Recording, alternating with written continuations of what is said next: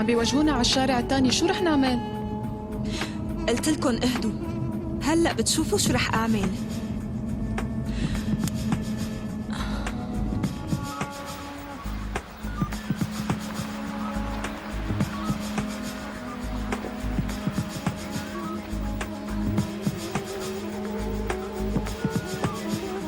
لا تأخذينا حضرة المدعية، نحن آسفين لأنه صعب تمري من هون. بس انا لازم امرق، عندي شغل ضروري بالمنطقة. حضرة المدعية الطريق مسكر بسبب المشاكل. ما بيهمني، افتح الحاجز. افتح الحاجز يا ابني، افتح يلا.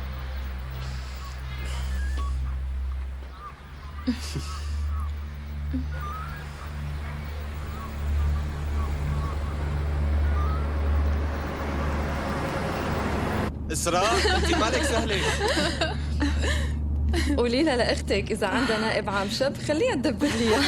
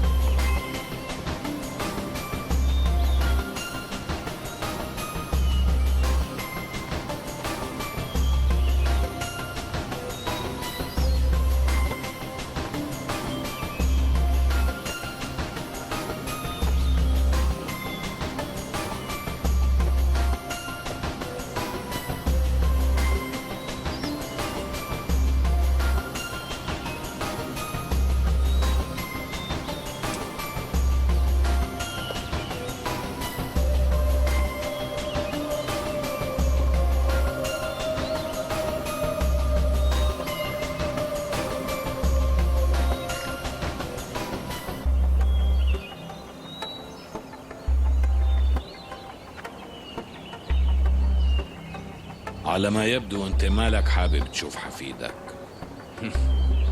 حاجة بقى، في حدا عم يراقبك يا ابو يراس. قبل ما ترميني بحجارك اتعلم كيف تطلع قدامك ووراك.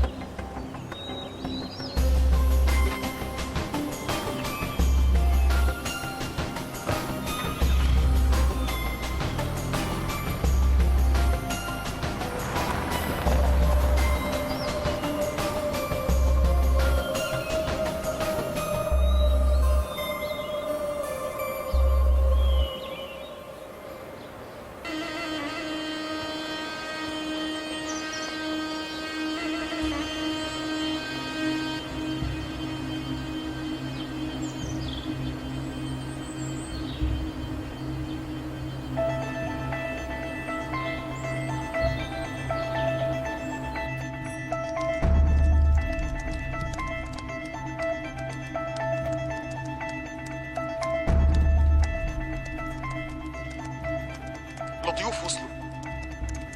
ماشي وصل.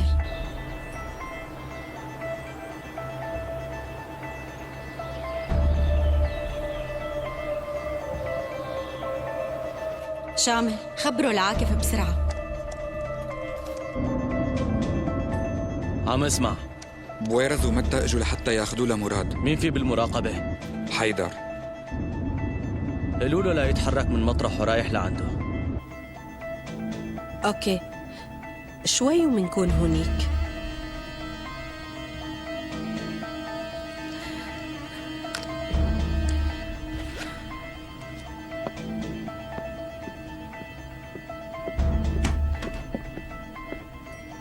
جاك، لازم نطلع بسرعة، الأستاذ عم يطلبني. مدام، رح يسألك عن صوفي، شو رح تقولي له؟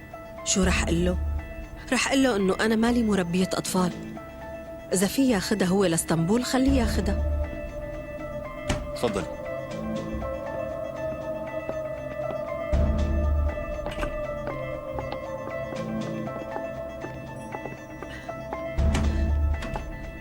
براميت أنا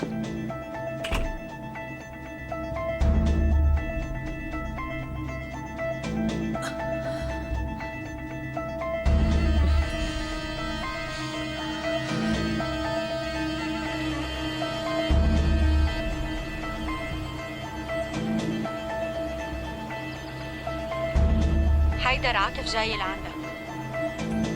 علم أنا بالانتظار.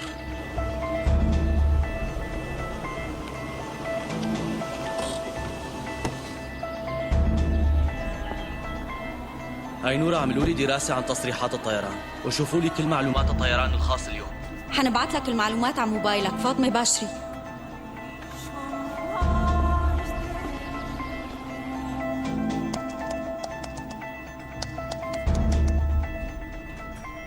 عم شوف في 4 رحلات مقررة اليوم.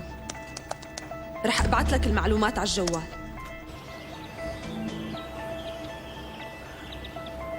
في شي حركة؟ هن جوا. هلا الخطة تبعنا رح نحضر حالنا نتابع كل الرحلات الخارجية الخاصة بكل إمكانياتنا الموجودة بين إيدينا. أنا رح راقب عمليا، ولأي مطار بيتجهوا رح خبركن دغري. خلوا كل عناصرنا بأوروبا بحالة استنفار، وين ما نزلت الطيارة رح يتابعوا المراقبة من هنيك. ايه تمام عاكف. علم.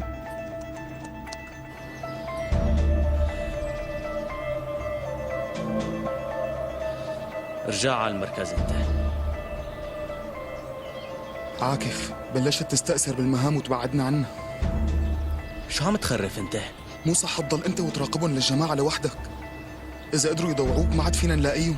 احتمال ضعيف يضووني، إلا إذا كان عندك احتمال تكشفنا نحن الاثنين. انت شو عم تحكي؟ بعملية الميزانيين كنت رح تكشفنا كلياتنا يا حيدر. لا تخليني أعيد وارجع على المركز. مثل ما بتأمر معلم.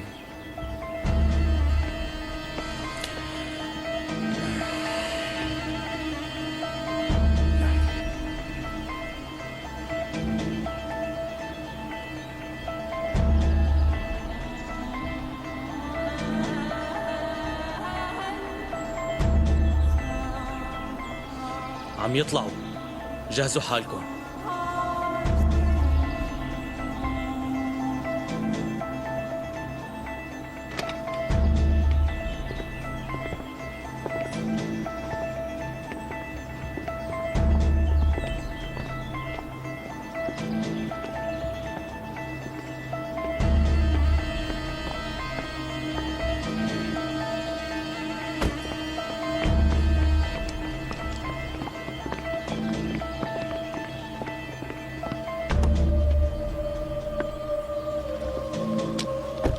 عاكف لأي جهة راحوا؟ أي نورة؟ عاكف. عاكف.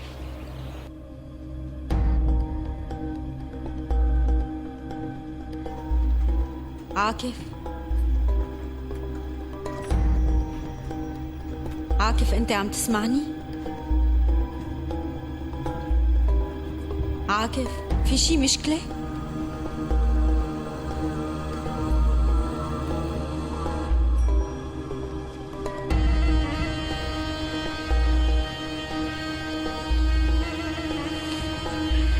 عاكف جاوبني عاكف.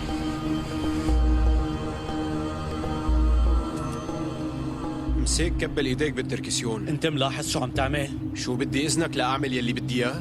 من هلأ صار لازمك إذن. يبدو رئاسة الكي جي تي ما أنا مناسبتك. وقاحتك صايرة كتير كبيرة يا عاكف. رح تدفع ثمن هالشي بعدين، وهلأ اتركني كمل شغلي. أنت شغلك خلص يا ابني. من هلأ ورايح أنا رح أستلم الشغل، واعمل شو قلت ولا تخليني أوصاك. السيارة اللي ماشية قدامنا حتوصلنا لحراس المعبد، وإذا كان بدك تمنعني إني لاحقهم لأحسن تقوصني. لا تشغل بالك، أنا رح أخذك لعندهم بإيدي.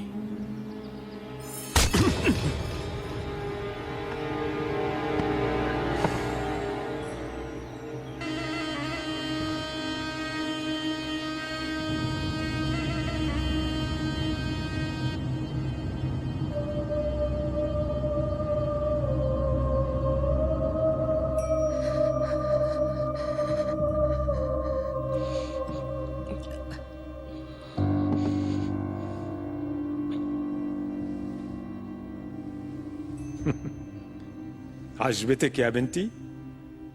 في جوا مجسمات كتير حلوة رح تعجبك أكتر منا بكتير. إذا بدك بخلي جون ياخدك لجوا يورجيك إياهم.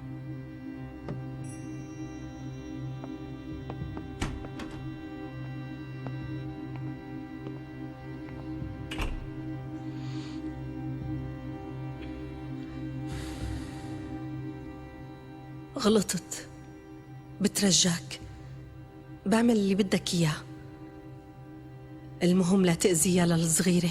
عيب عليكي، شو مفكرتيني؟ قاتل أطفال أو سفاح مريض؟ شو مفكرة أني ما رح أدرى؟ ما حبيت يا أستاذنا أنه يعرف حدا نقطة ضعفي الوحيدة. كل شي حسبته وعملته مشان خبيها. وأخذت بعين الاعتبار تفترقي عن عيلتنا كمان؟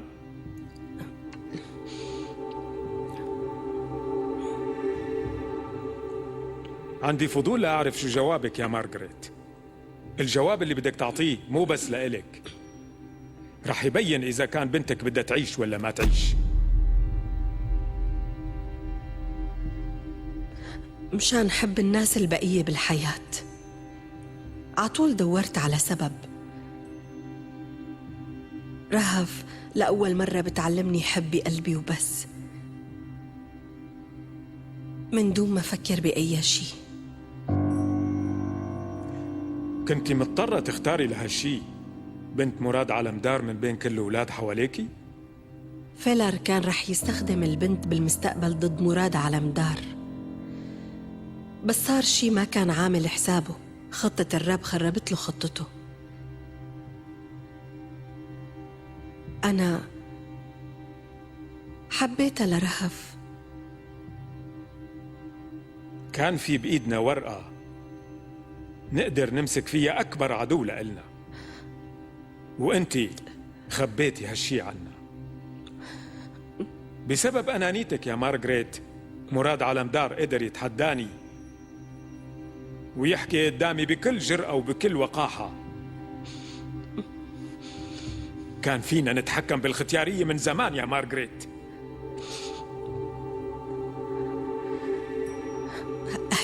هاي البنت هدية الرب لإلي.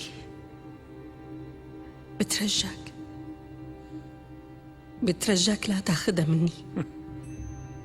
هاي الهدية على ما يبدو كتير مدللتك.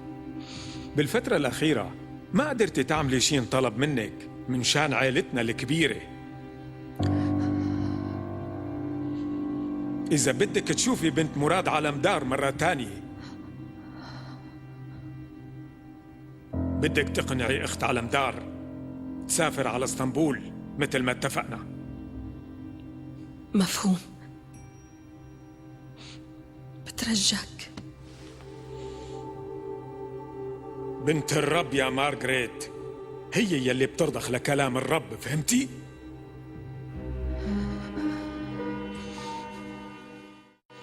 خلوا سيارة المتابعة تروح نحو المكان اللي كان فيه عاكف. لا تغير الاتجاه. فاطمة، حياة عاكف معرضة للخطر. الأولوية حماية مراد أرجن ومتابعته. إذا غيرنا اتجاه السيارة رح تفشل خطتنا كلها. فاطمة معها حق.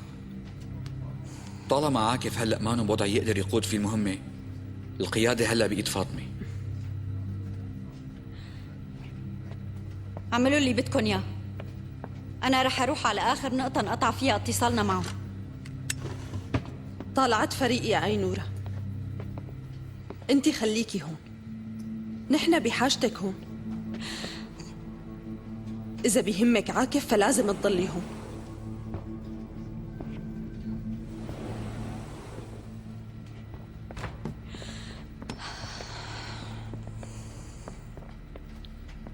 شو عم يصير؟ للأسف فقدنا الاتصال مع عاكف. يعني ما في حدا ماشي ورا حراس المعبد؟ لا، عم نراقبه من الكاميرات.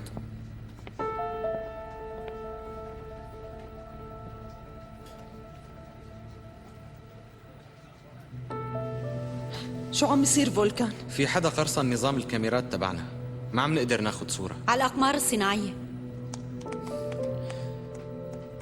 في تشويش بهي المنطقة، ما عم نقدر ناخد صور مزبوطة.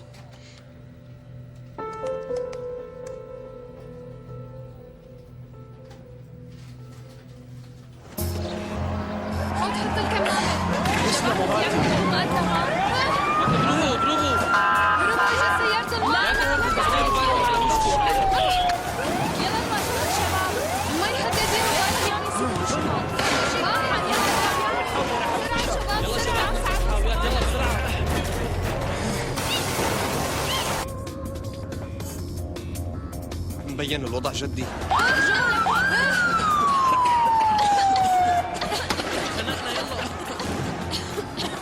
من هون يا شباب الشرطة عم تساعدهم.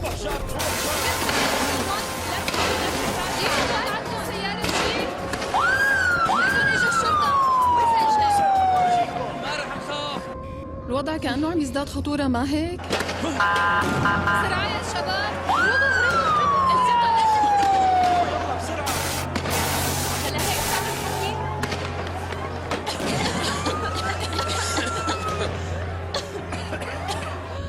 ليكي البنت غميت. احملوها من الطريق. انتوا شوفوها وانا رح طالع الكمامات. ايلا ما في دكتور سيارة الإسعاف. ايلا شو لك سيارة بعده يلا صبايا تعالوا وقفوا بالشارع.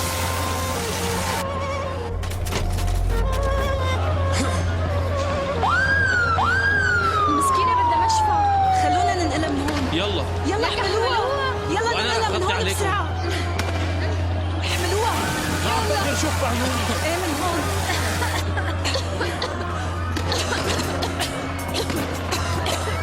بعدي هيك انت وياها. بسرعة نادي الشباب.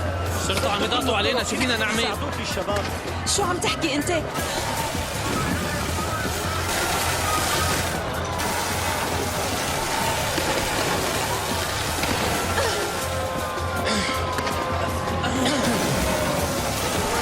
لا حدا يتراجع شباب.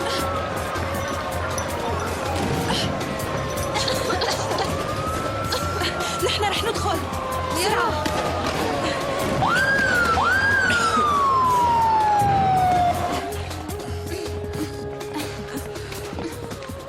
شوي شوي شباب. آيلا. وهلا شو بدنا آيلا. نسوي؟ ما عم تقدر تتنفس. آيلا. لازم يشوفها دكتور. انقلوها على ما فينا السيارة. نطلع يا إسراء، بيوقفونا دغري. شو يوقفونا؟ ما فيهم يعملوا شيء. آيلا. آيلا اجت السيارة وانحصرنا هون. خلونا ننقل آيلا. كل مين وضعه تعبان من الشباب منطلعوا معنا. سبقينا انت بسرعة. يلا يلا الحقوني بسرعة يلا. من هون. عم يحصرونا يا شباب. عم هلكن شوي شوي. ما فيهم يطلعوا من هون. ساعدنا شوي وامشي معنا يلا. شوي شوي. تعالوا عم نستناكم تعالوا. يلا بسرعة يلا. بسرعة لك اطلعوا بقى بسرعة. يلا يلا.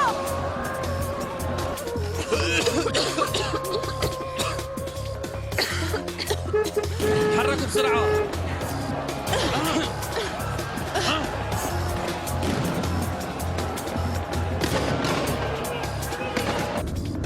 اسمعوا رفقاتي، في لقدام نقطة تفتيش. انتبهوا ما لازم يشوفوا آيلا وجانير.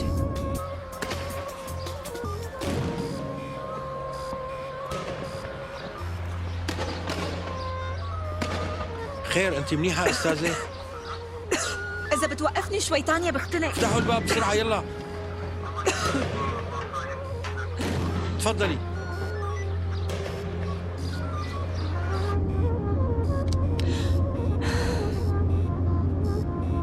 شو يعني انت استاذة وعم تعطي اوامر؟ والله حبيبتي من هلا ورايح بدكن تحسبوا حسابكن. يا عيني منيح والله.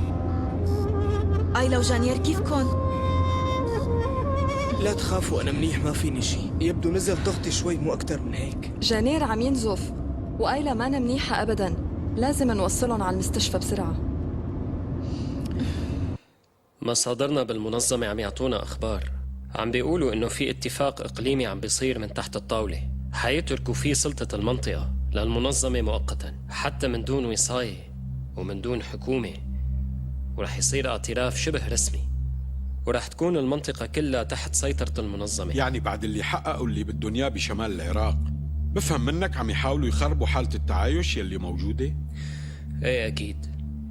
حالة اللا حرب واللا سلم بالنسبة إلهم رح تكون كارثة عليهم وحتوقف الإمدادات عنهم، لهيك بدهم يرجعوا حالة التوتر معنا. بس أكيد المنظمة يلي وراهم بيعرفوا إنه ما رح نوقع بهذا الفخ السخيف.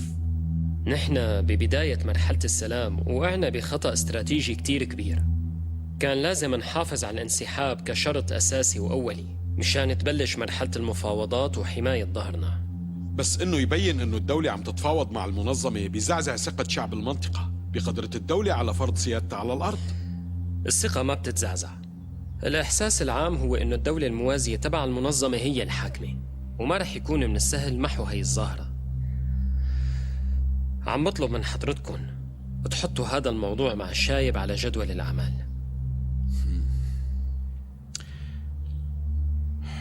شو صار بمسألة أذربيجان؟ أذربيجان كدولة يبدو إنه وضعها صعب كتير بسبب الاتحاد اللي أسسته روسيا من الأقليات مشان تغير الحكومة. الشايب عنده علم بهذا الوضع، ورح نكون ورا الدولة الأزارية بكل قوة مشان نمنع بهي المرحلة كل الاستفزازات والتدخلات يلي رح تأثر على الانتخابات، ونحن ما رح نترك الوضع للتجاذبات الدولية. روسيا ولعدة أسباب عم تحاول تضعفنا بمناطق نفوذنا. ما رح نخلي إخواننا بأذربيجان يضعفوا ولا يوقعوا بالشباك الروسية.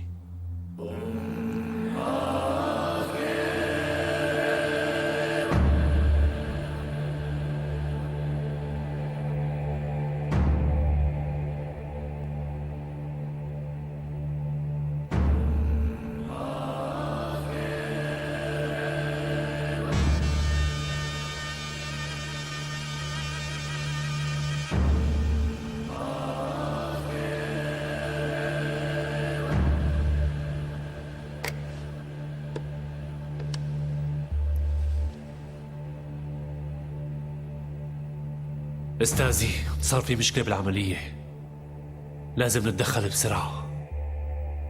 ايه ماشي، عبد الحي جنبي، رح نتدخل. عبد الحي تتجه فورا على الكي جي تي، رح يتصل فيك الشايب ويعطيك التعليمات.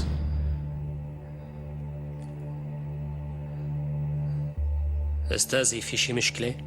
عاكف صار بإيدهم، عملية مراد على وشك الانهيار.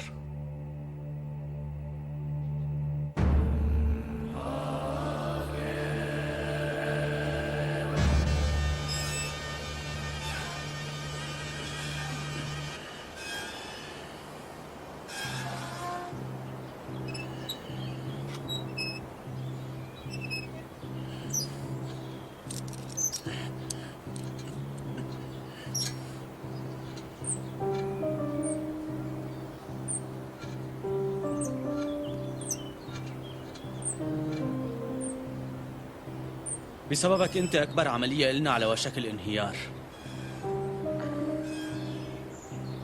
هلا هيك بدك تنتقم لأخوك؟ انتقام شو؟ لك انت بعدك هنيك؟ هدول مريت منهم من زمان. إذا ما كان مشان الانتقام مشان شو؟ مشان اعمل العملية يلي ما بتحلموا لحد هذا اليوم تعملوها.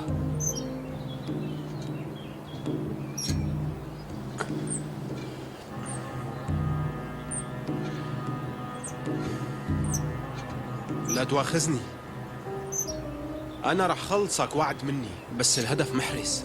إلنا شهور عم نراقب حراس المعبد، لو ما طلعت حضرتك كنا رح ننهيهم. هيك بتكون خلصتني؟ ريح بالك عاكف، أنا أصلاً رح انهيهم كلياتهم بدالكم.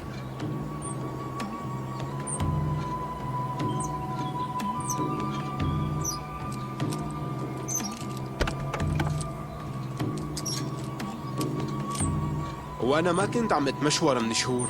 عابد أنا ماني عدوك، إذا عندك خطة احكيها، بلكي فينا ننقذ العملية.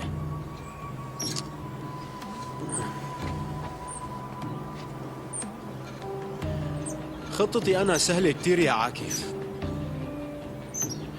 رح سلمك لحراس المعبد واكسب ثقة المعلم، وبأول فرصة بتصحلي رح أوصه براسه.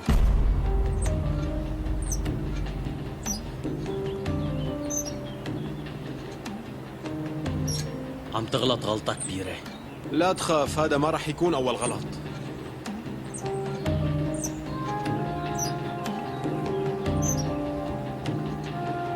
ها ليكن جايين؟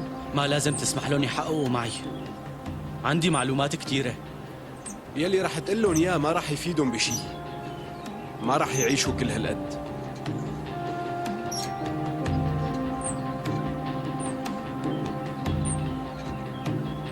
عابد، المعلم مراد عايش.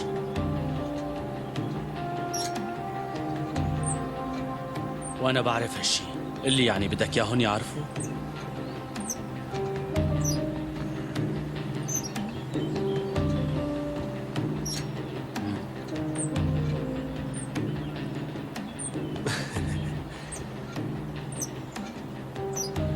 برافو عليك، عن جد شكلك مدرب منيح.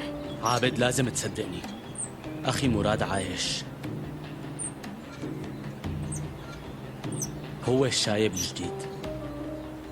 إذا مانك مصدقني بتصل لك فيه وبخليك تحكي معه.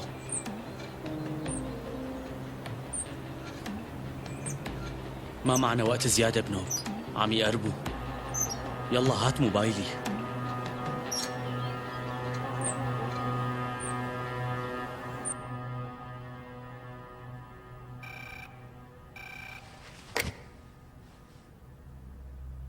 سيدي، في وضع كتير مهم. أنا هلأ مضطر خليك تحكي مع عابد.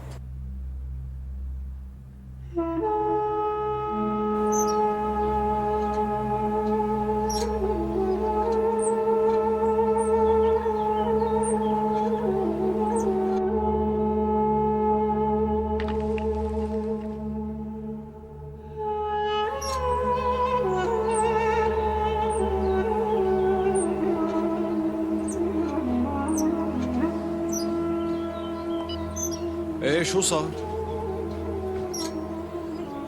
راح تقلي انقطع الخط؟ ايه وهلا شو راح تقولي يا عاكف؟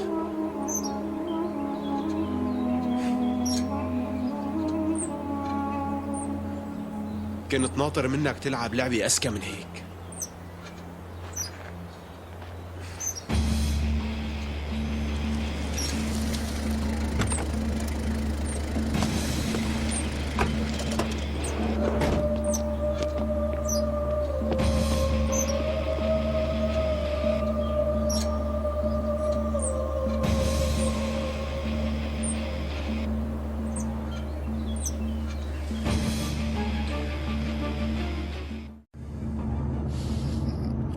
سيد مراد، نحن ما عدنا أعدائك. فيك تشاركنا يلي جواتك وما في داعي تخليها بقلبك. طالما أنت بدك تشاركني، خلينا نبلش بالمشاركة سيد متى.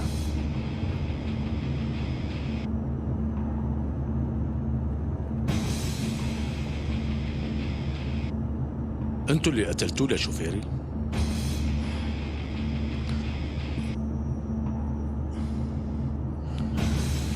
اي نعم، لانه عصبنا كتير يا سيد مراد.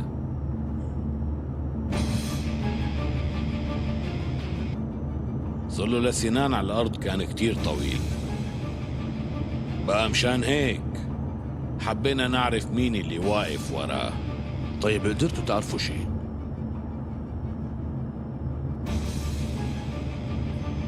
لو سألتوني لصالح مين عم يشتغل كنت خبرتكن أنا.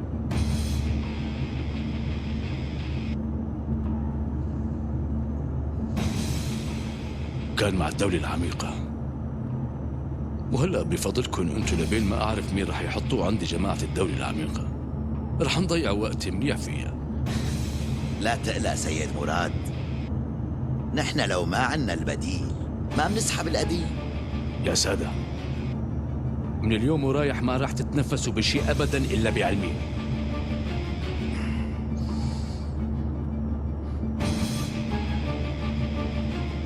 بلا ما ناكل بعضنا هيك يا سيد مراد. انت سيد مجتمع، هذا الكلام تبعك شغل مافيا وزعران عصابات، كلام ما بيليق على لسان بارون مثلك. أصبح لا تخلوني أحكي كلام ما بيليق يطلع من تمي، عم تفهموني مليح؟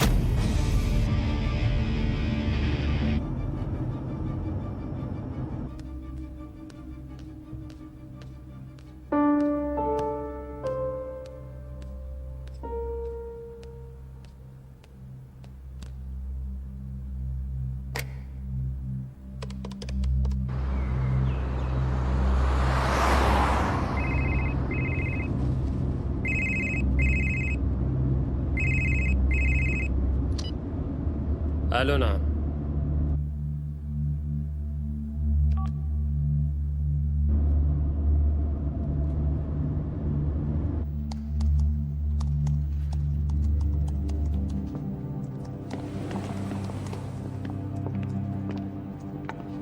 بدي الكل يترك شغله ويسمعني.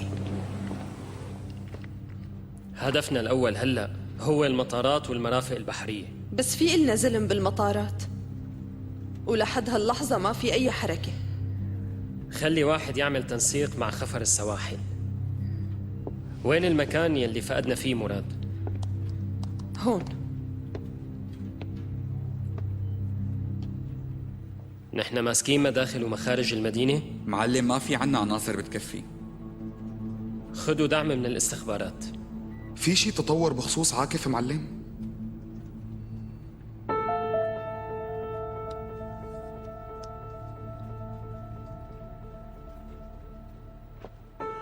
هلأ حكاني الشايب عاكف مانو بجدول أعمالنا.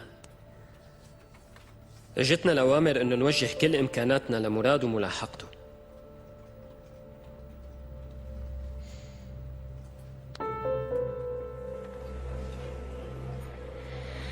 خلص تمام. ليكني صرت اجتماعية، ما تغير علي شي. صار فيني روح على البيت واتغطى ببطانية الكآبة تبعي. صوفي، ما شفتك هيك بنوب من قبل. ايه، والشي اللي عم شوفه مو مبسوطة منه. مو ناطرة منك تتفهميني مارغريت. انت عن جد مرة قوية، مرة مثلك من وين بدها تعرف معنى الكآبة.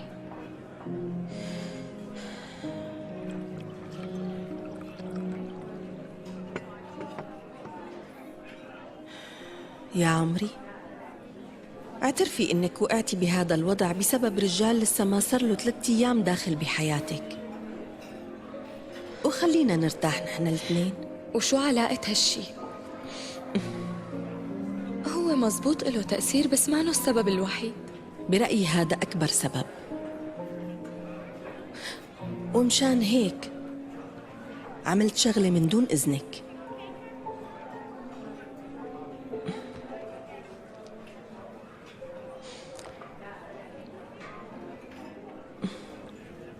طلبت من جاك يعمل لك بحث عن عابد.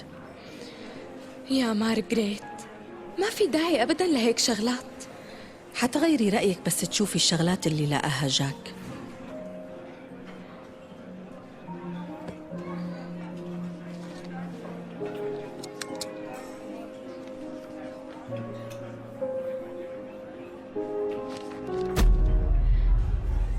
عابد،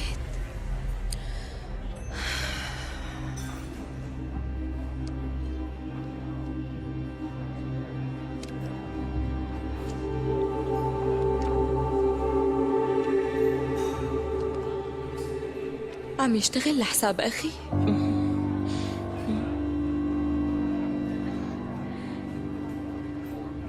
بس ليش لحتى يعمل هيك شي؟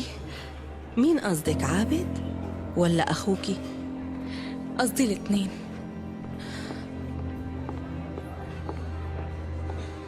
ما بعرف يا عمري.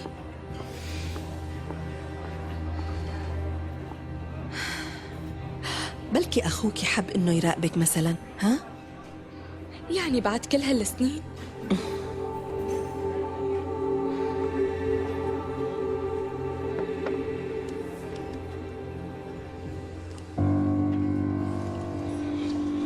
شو ما كان سبب هالشي يكون، رح يدفع حساب هذا الشي.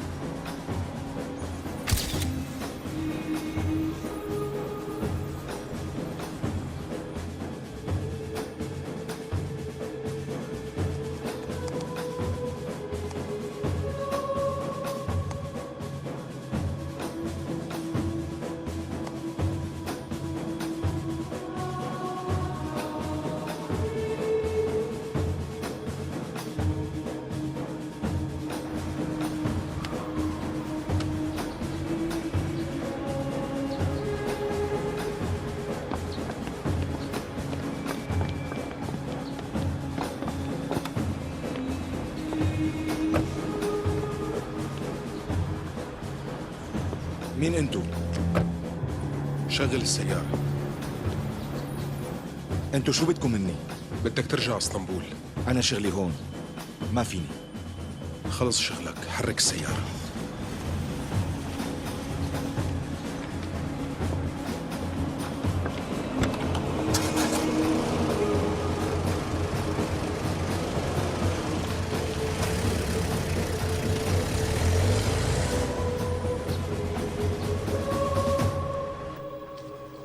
تمام، شكراً كتير. وصلنا خبر من فريقنا بهزارفين. بويرز واللي معه داخلين على المطار، ناطرين أمر من شان التدخل. لا، إذا تدخلنا ما عاد نعرف وين رح بيصير الاجتماع وبأي بلد. شوفوا لنا وجهة الطيارة الخاصة اللي رح تطلع من هزارفين بأقصى سرعة ممكنة.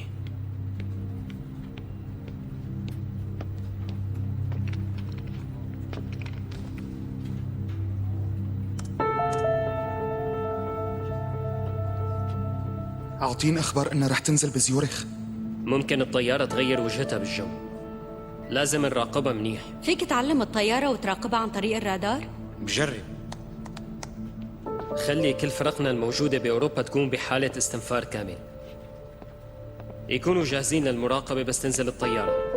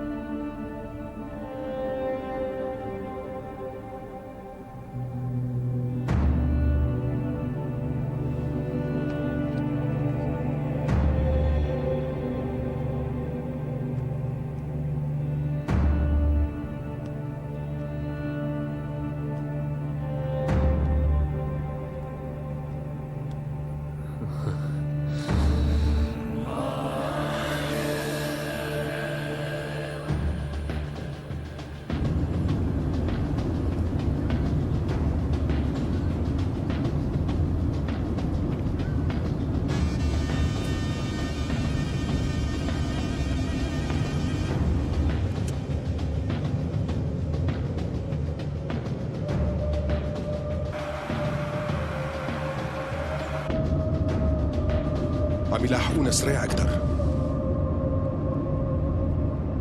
ومين هدول؟ هدول هن اللي فاضح أمرك قدامهم. هدول انتبهوا علينا، قرب منهم شوي.